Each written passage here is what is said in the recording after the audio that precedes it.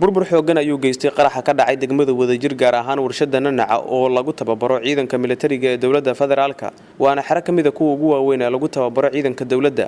durbaba markuu qaraxu dhacay goobta waxaa soo gaaray saraakiil ka tirsan ciidanka dawladda federaalka waxaana ay sheegeen in gaariga qaraxay xalay uu magaalada soo galay goob jooga ayaa nooga warramay qaabka qaraxu uu u dhacay gaarigu waa qarax wax ka dhacay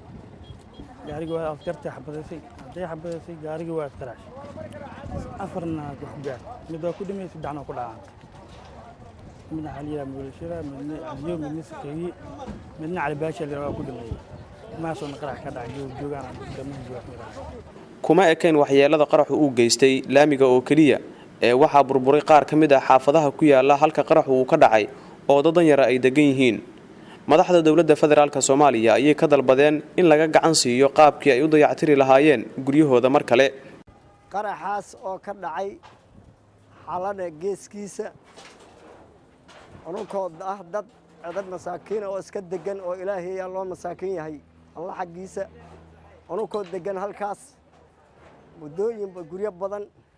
5 qol ilaa 7 qol 8 qol 10 qol guryo gaaraya inayna saameeyeen dadna Ilaahay iyo dunyo Ilaahay nooga badbaadiyay dawladana waxaan ka dalbahaynaa inay haday dayactir noo sameey karaan inay nagu dayactiraan guryahaas ma dhisa karno